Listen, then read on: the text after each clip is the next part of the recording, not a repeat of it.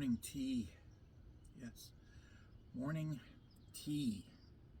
Oh, wow. Yeah. Uh, oh, wow. So, anywho, the other night, Friday night, I got out and I did some observing. And I took some pictures. And a lot of those pictures were of the Aurora Borealis, the northern lights. Yeah, I got some amazing pictures of that. Yeah. Oh, wow.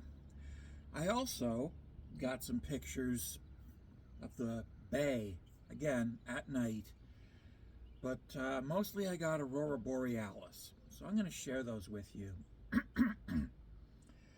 And the reason I was able to get all these northern lights shots Friday night and early Saturday morning is because we had a big solar flare. And solar flares cause northern lights, and northern lights, well, they're just beautiful. And they are a disturbance of Earth's electromagnetic field. Yeah. Oh, they're caused, again,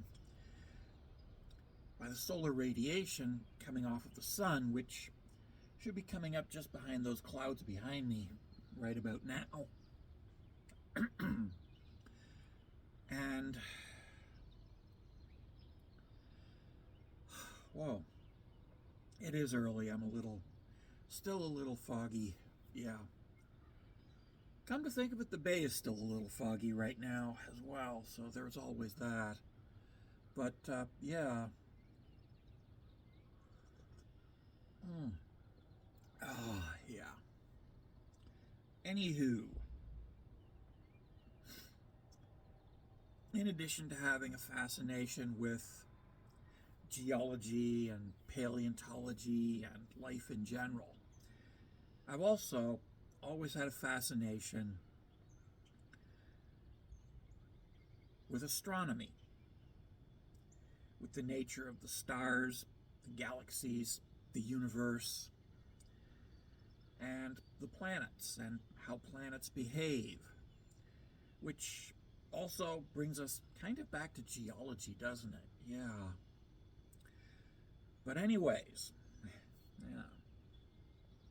Planets.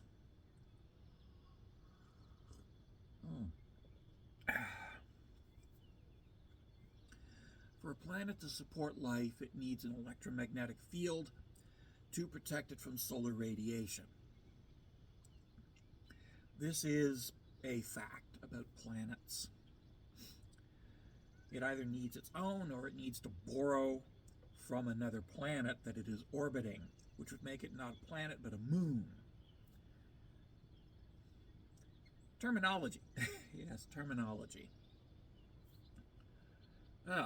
So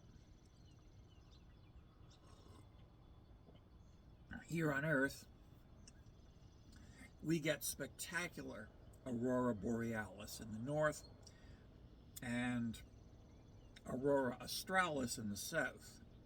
I think it's the proper name, Aurora Australis. If that's not the right name, and somebody knows the right name, could they correct me down below here, please, and thank you? I would like that. Aurora Australis in the southern hemisphere. Yeah. And, yeah, we get that.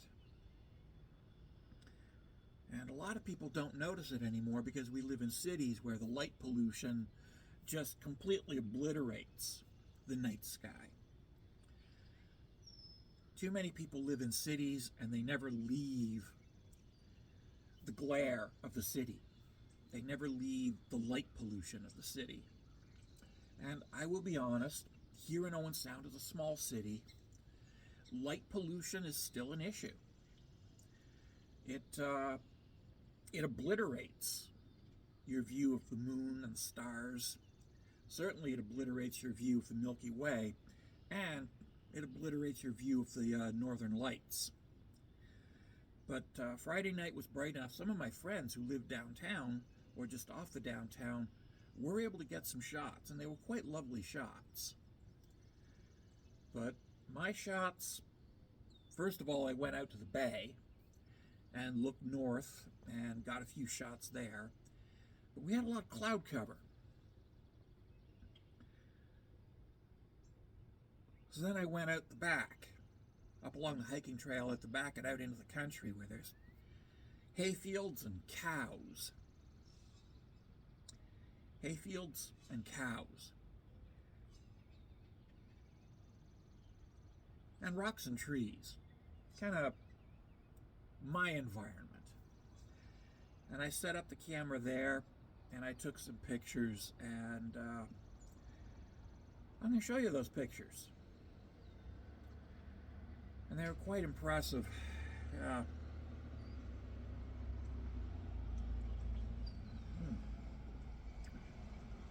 But no. Northern lights are solar flares and solar radiation interacting with the Earth's magnetic field. They are what happens when the solar wind hits the Earth's magnetic field. And the harder they hit, the more spectacular the lights get.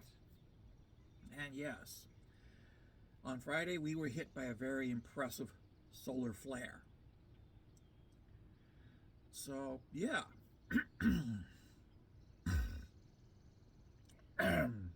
We got some spectacular northern lights. We got them in the month of May, which is quite unusual.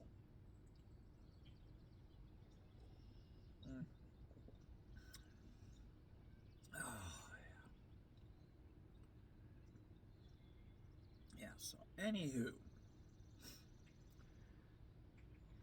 any of you who are living way down south, closer to the equator, you might have even gotten to see a little bit of it down there. I don't know. But up here, right at the edge of between Ontario and Northern Ontario, here at Owen Sound, we got a really good view. Yeah.